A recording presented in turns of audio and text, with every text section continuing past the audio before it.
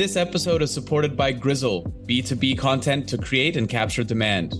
I first met Grizzle's founder, Tom Watley, 5 years ago at a conference in Dublin. I was so impressed that I signed a deal with him to do all my software company's content that same evening at the pub. Remember that, Tom? Kinda. And they're still doing it 2 years after we sold the company because the new owners love Grizzle as much as I do. If you sell B2B, book 30 minutes in Tom's calendar at grizzle.io/climate. That's GRIZZLE.io/climate.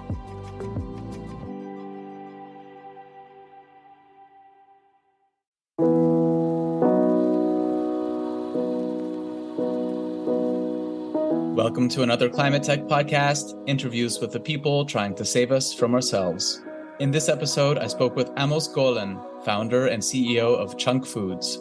From getting an investment from the actor Robert Downey Jr. to being the first plant-based steak on a steakhouse chain ever, Chunk has had a streak of successes. Amos is a true Renaissance man whose skills range from developing advanced electronics to a career as a high-end French chef. I reached him in New York City. I'm Ryan Grant Little. Thanks for being here. Amos, welcome to the podcast. It's super good to have you here. It's great to be here. Thanks for having me. You're the founder and CEO of Chunk Foods. Can you talk a little bit about how Chunk came into existence and a little bit about the products that you have? Absolutely. So I moved to the US in summer of 2016. I moved here to do a master's at the Media Lab at MIT. But when I landed, I started seeing plant-based everywhere. It was summer of 2016. Beyond launched at Whole Foods. Impossible did the Momofuku collaboration, and plant-based was all the rage. So I got really excited about it, but I saw a few challenges with it, mostly on the ingredient side and also on the availability of other products that are not patties and burgers. But got really excited about it. And then moving forward a couple of years, I started working at Ferrero, which we all know for their, products like Ferrero Rocher and Ferrero Rocher and Kinder and Tic Tac and all these great products that a lot of people in Europe and the US love. So I started working there as part of their innovation team. I was the youngest member of the leadership team for the Open Innovation Science team. And we started looking into challenges around food and ag and so on. And working on other projects, I got exposed to the world of fermentation. I got really excited about the potential of using fermentation to improve different ingredients. And things somehow fell in place. I realized that potentially fermentation, with a combination of quality plant-based ingredients like soy or wheat or peas or rice, can really solve some of the sensory challenges that plant-based had, and also some of the challenges around the ingredients that go into plant-based, and started experimenting. It was, we're moving quite a few years ahead, but it was COVID time, and, started working on making a better plant-based product in every single 3 hour ahead, so at night and during weekends. And my wife and I would continuously try these products that I've created. And at some point, my wife said, when are you making this thing again? So I figured, okay, there's some aspects of craveability here that I was able to create. And, the rest is history. When I decided to pursue this full time, I quit my job, raised some money, and, here we are today. And I'm going to ask you some questions later on about your varied career path, because that's really fascinating. And I haven't tried one of the Chunk Food steaks yet, but I've seen a lot of pictures of them and read some reviews. They look delicious. The reviews are amazing. And that's not the case with all plant-based offerings out there, unfortunately. What are you doing right that some of the others aren't? What did you master in your kitchen while you were cooking these for your wife that others have not figured out? Yeah. So I think, things have a tendency to evolve, right? So we saw some trailblazers in the beginning, like Impossible and Beyond. They did a lot for the industry and also working on products that are improving all the time. But there's a new group of startups like us and a few others that I think puts the culinary experience in the first place. So, and also the ingredients that go into the product. So I think, maybe, I answered your previous question kind of partially. So I will say that, what's unique about Chunk is not only the culinary experience, it's also the fact that it resembles a whole cut product, which is quite unique. So with the texture, with the fiber structure and so on. And it's also crafted with just a handful of healthy, recognizable ingredients. We don't have any binders. We don't have any GMOs. We don't have any stabilizers in the product. and we can make it at scale, which is also important. Yeah. So I think what's really, what we've been able to do is really focus on ingredients, focus on process. I think our team is made up of people coming from different industries, bringing their expertise, but they all love food. We're not looking at this as a product. We're looking at this as food. This needs to be a staple that people want to eat. People need to want to pay for this product, and it needs to work for them just like other products work for them when they cook them at home, right? So if someone is used to cooking meat or still loves meat, you need to give them an experience that's comparable or better to what they're used to doing today. So it can't be challenging for them to cook it, or it can't have the smell of cat food when you cook it and your whole apartment smells like cat food afterwards, or it can't have fat rendering out. I mean, I obviously being a little kind of cynical here, but this was some of the problems with the less great products out there. And we really so-called functionality of the food, right? Exactly. But even functionality, like I actually don't like the word functionality because it's very techy. And at the end of the day, food is food. We want to think about it as food. We want to think about it as what it is. And we don't want to think about an ingredient that's added there for functionality. We want to think about an ingredient that's added there into it because it's a great ingredient. It has a lot of protein. It tastes great. It adds some other, nutritional benefit. So even though obviously when thinking about food, technology, and functionalities, when we develop the product, at the end of the day, if the chef at the restaurant gets the product and knows what to do with it, if their cooks know how to cook it immediately because they're used to cooking beef and it's just the same, then we've achieved what we want to achieve, which is ease of use, great tasting product, and just a one-to-one ability to switch the product with beef or pork or chicken or lamb or, you name it. This reminds me a lot of kind of the philosophy of Chris Bryson, the founder of New School Foods, who has a plant-based salmon fillet.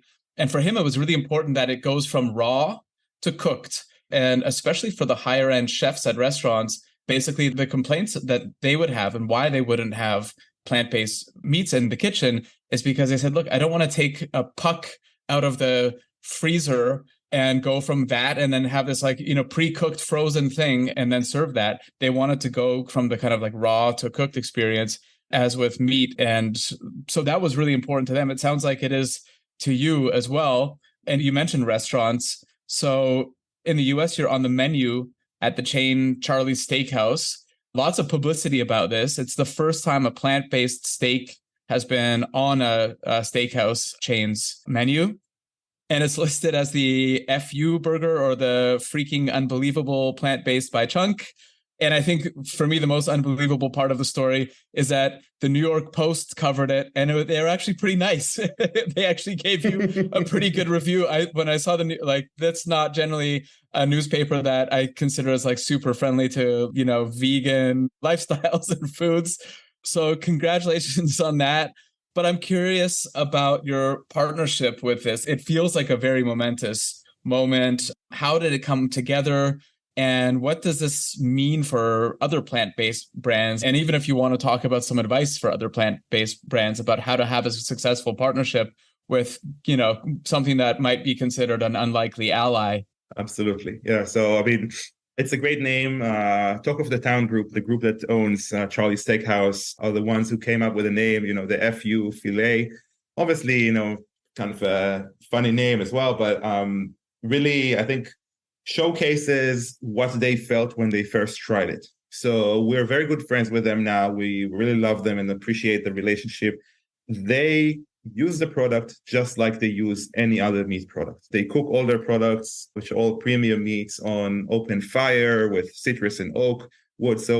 And the result is incredible with our product. And I think what made a change for them was that they didn't need to do anything different. So they could take our product, put it on the grill, just like they do with any other cut of any other thing, right? Be it fish or beef, and get an amazing result.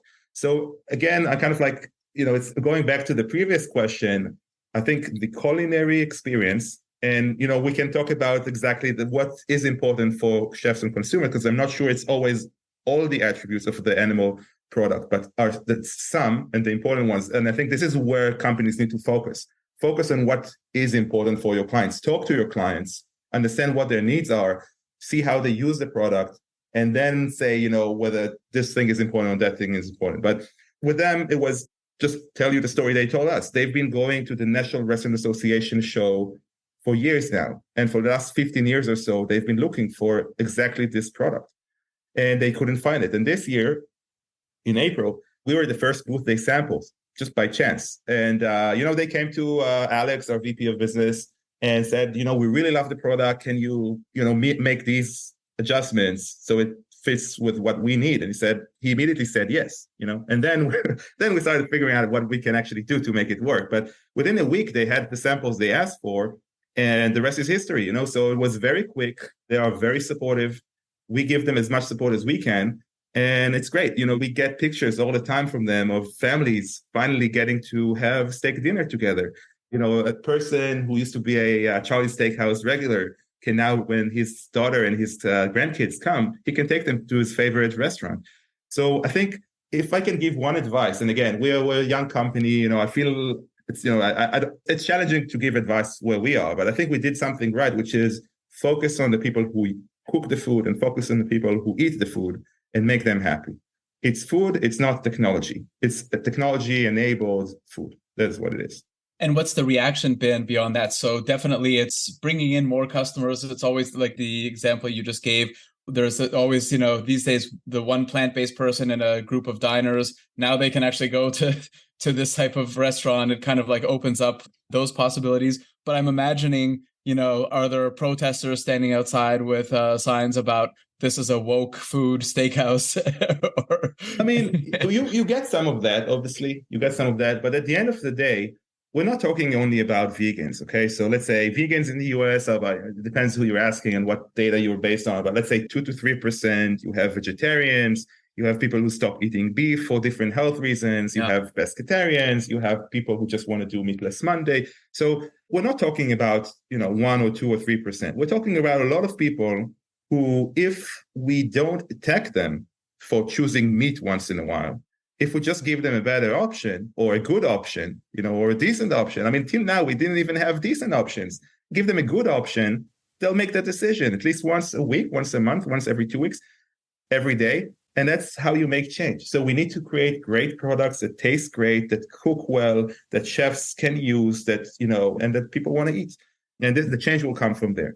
So no, we see, there's always nasty stuff online and then trolls and so on. But most of the feedback, the waiters, you can't imagine anyone, there's people there at Charley's who's been working there for 20 years. They enjoy the product. They sell the product. They enjoy selling the product because it gives them a solution for group dining. It gives them a solution for families, uniting families, making the eating experience really, it's about bringing people together to the table. And that's what these kind of products are able to do.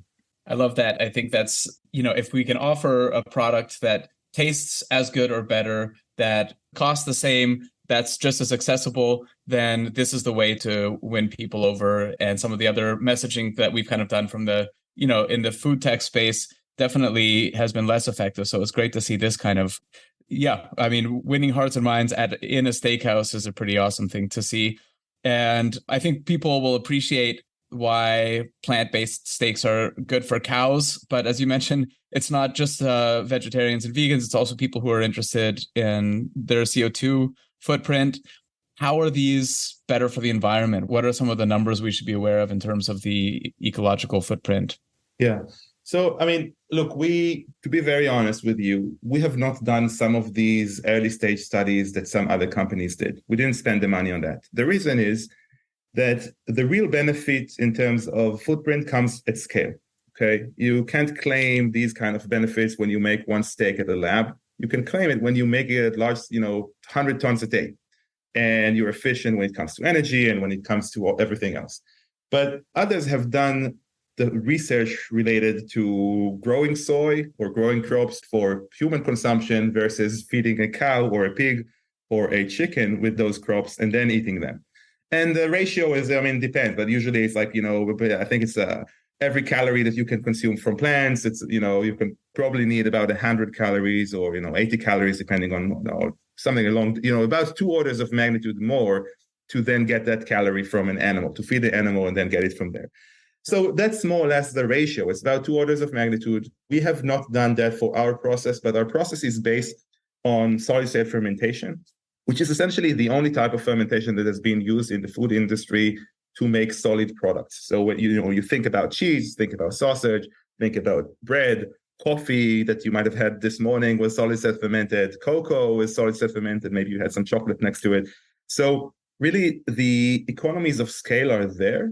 The energy savings are there, and the infrastructure is there for processes like ours. So, for example, we're not planning to build our own factory. We're renovating factories because the infrastructure is there. So going back to your question, I don't have the exact numbers for you because we think that the time to get these numbers is when we have the operation at scale, and then we can show the huge benefit. But if we go with first principles, it's what I said, 1 calorie versus 100 calories to feed the cow that you then get 1 calorie from. So it's about 2 orders of magnitude. And the good news is you're going to scale now. So you've done a raise, which we'll touch on in a second, but you're planning to build one of the largest whole cut plant-based factories in the world, or maybe not built from scratch, but renovate, as you just said. Can you talk a little bit about the dimensions here or visualize what that looks like, what kind of throughput we're going to see from a factory like that? Yeah, absolutely. So maybe I'll there's one correction there. We already built that factory. That factory is already operating, and we sell product out of that factory in the US now. So we started, there's now more and more product coming to the US, and as your listeners, hopefully by the time this is released, they'll see more and more of our locations onboarding Chunk on their menu. So we're talking about a factory that can deliver millions of steaks. This is still quite modest for food, but it's one of the biggest and not in terms of footprint, but in terms of production in the world for our specific subcategory. Since then, we've raised a little more money, which hasn't been announced, and we're planning to build a much bigger facility starting next year, which will be able to deliver close to 100 million steaks a year, more or less, and really, get into more and more locations in the US. We're now focused on food service, and hopefully eventually get into fast casual and ultimately QSR and retail. Can you talk a little bit about what, so you've made quite an impact at this one restaurant chain. You're in multiple restaurants. You're looking at food services. You're looking at retail. I know a lot of alt proteins companies struggle with where to start. Do they start with the restaurants? Do they start, on the grocery shelves?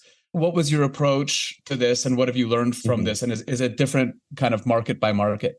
I think it is, and I think it's different by product and by product category. But thinking about our journey so far, and we don't know yet if the decisions we made are the right decisions, right? We only see the trend, and I think the trend is very positive. But when we just started, I was thinking mostly about doing retail because I wanted to see the immediate impact. I wanted to see the product on the shelf, right? But then as we made progress, as we raised money, as we saw the reactions to the product, I said, people need to get the best possible experience with our product. And we need to see the highest velocities possible with our product when we start off. And that's where food service really helps. So restaurants, I can cut a salad and the chef can cut a salad and it'll probably taste better if they dress it and they cut it, right? And they charge for it, right? And their customers, the consumers, are happy to pay that premium for the restaurant experience. So I think when you scale a product or a service, things are still not scaled as much as they should be. And then the economies of scale still, to some extent, still don't kick in. You need to start in a place where people can get the best experience and are willing to pay a premium. And that's not on the supermarket shelf. But, this is what we did. Other companies have been very successful with retail, especially in during the pandemic or I guess at the end of the pandemic.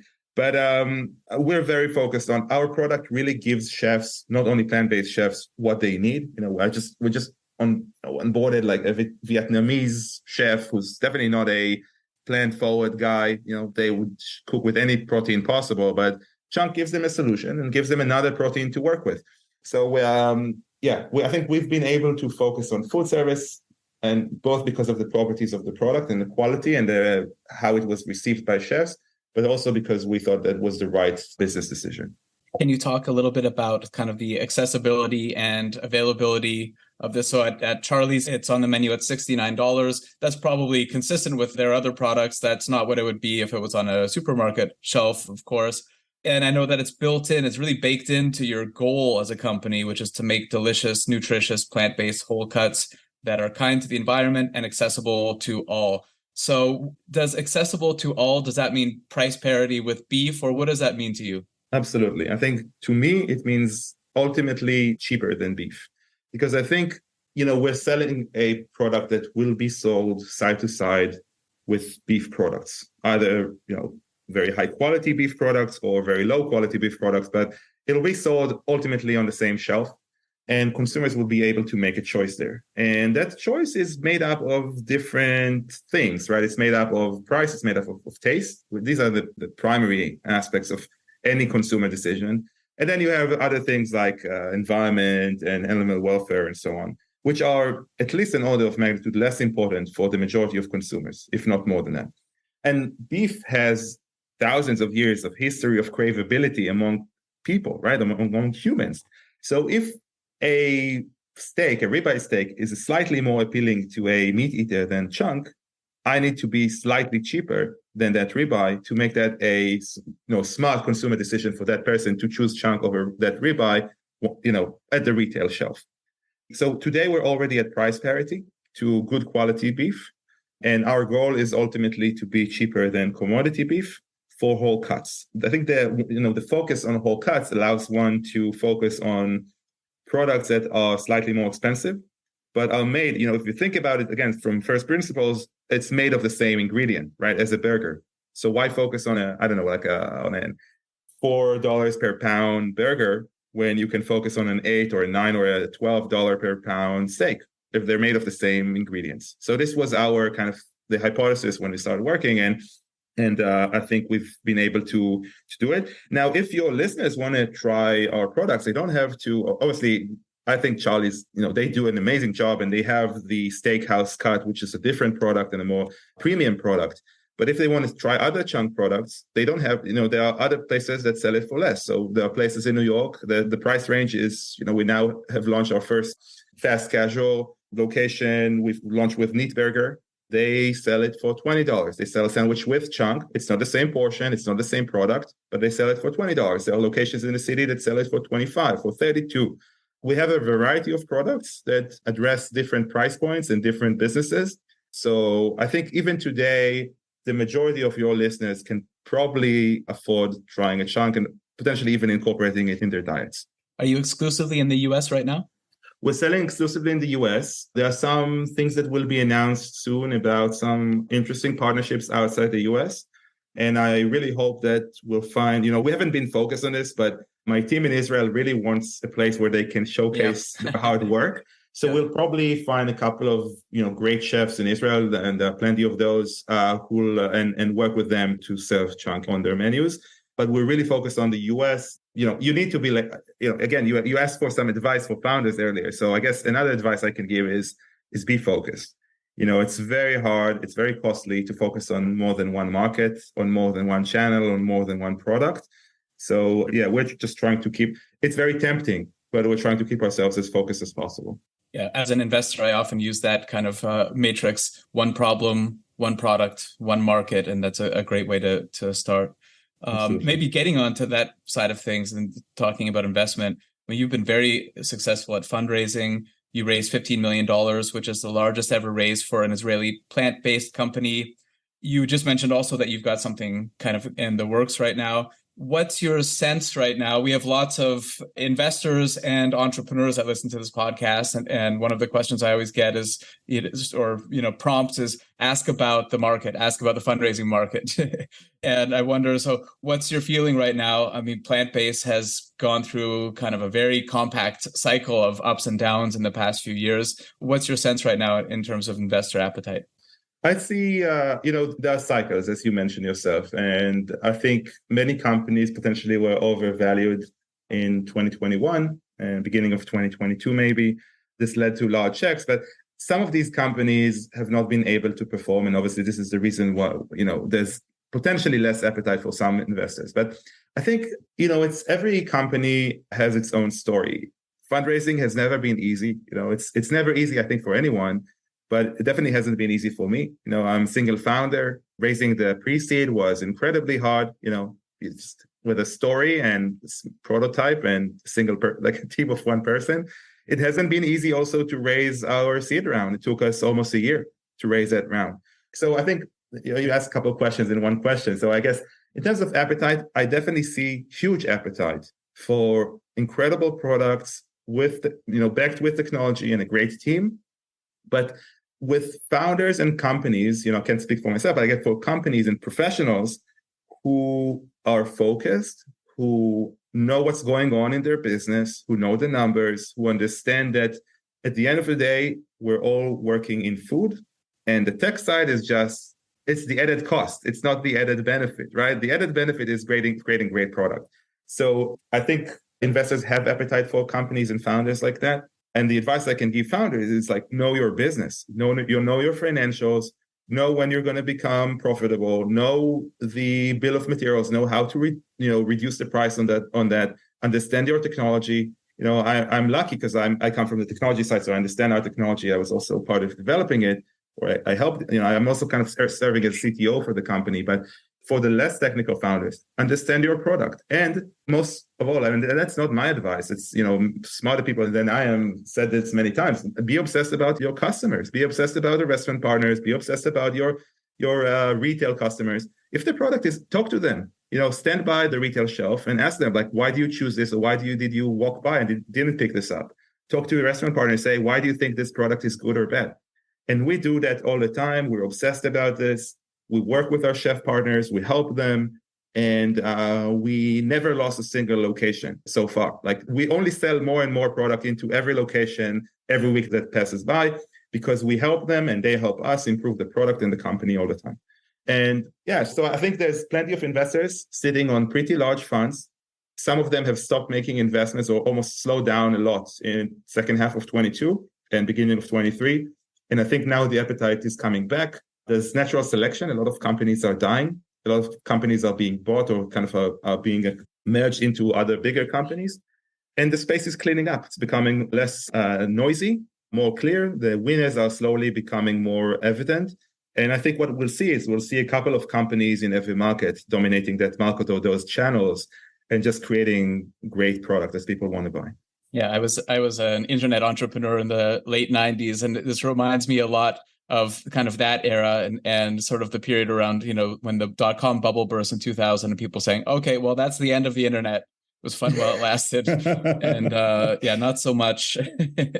Not so much. One of your investors is the actor Robert Downey Jr. through Footprint Coalition Ventures, his vehicle. I wonder, does star power help at all with these rounds? Or does it help get introductions to some of the restaurants? I think the simple answer is yes, right?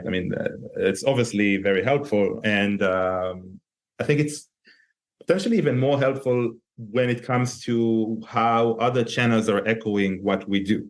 So whenever they echo what we do, even without us mentioning the Footprint Coalition investment, they would choose that angle as a way to echo the news about us in the world, because that's interesting for people. So it definitely has been helpful for us. And, obviously I recommend such a partnership whenever possible. I do believe that it's not only that, right? At the end of the day, when the chef tries the product, they don't care that much about who's behind how much money you've raised or who's behind backing the company. What they care about is will this drive traffic into my restaurant? Will my cooks be able to cook this without a lot of training? Will this make me money? How do I price this? How do I cook this? And how do I make my clients happy? So it helps only that much, but it helps a lot. And, so absolutely, we're very happy and very proud of this partnership. They care about the look on the face of the person at the table in the restaurant. Exactly. So as promised, I want to come back a little bit to your career. You talked about that right at the beginning of this episode. But okay, so tell me what I'm missing here. You've been on the tech side of the Israeli army. You've designed special effects and props for film. You became an organic chemist.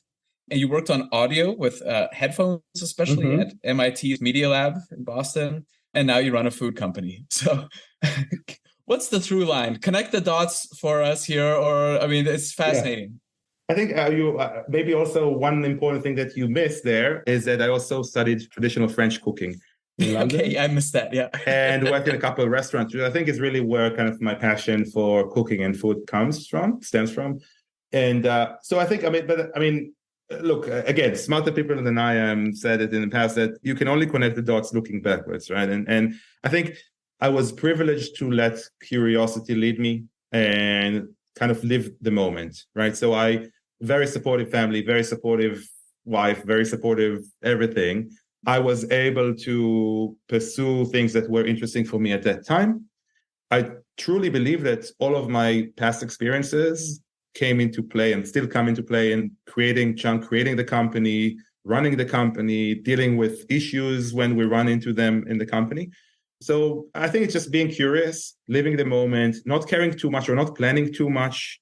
Obviously, in the business, we do. But when studying or when doing things you're passionate about, other things you're passionate about, just doing them for the sake of doing them because you find them interesting, because you find them useful, because you want to know more about them. And then things just fall in place. So cooking, food has always been a passion. I wanted to know it on a more, to become an expert in it, to work in restaurants and understand how that is. Science, I wanted to know more about the world. And then it becomes useful later on when if you're an engineer, or if you're a cook, or if you're an artist, right? So I work with artists, the passion for design, the passion for beautiful things, the passion for things that have a meaning behind them, thinking about things deep, more deeply. Those are things that come from any space. So I think my advice on that, the way I live my life is just, I try to do the things I'm passionate about at that moment. And I just, I know they'll connect and they'll help me in the future, no matter what I do at the moment. What's the best place for people to find you online?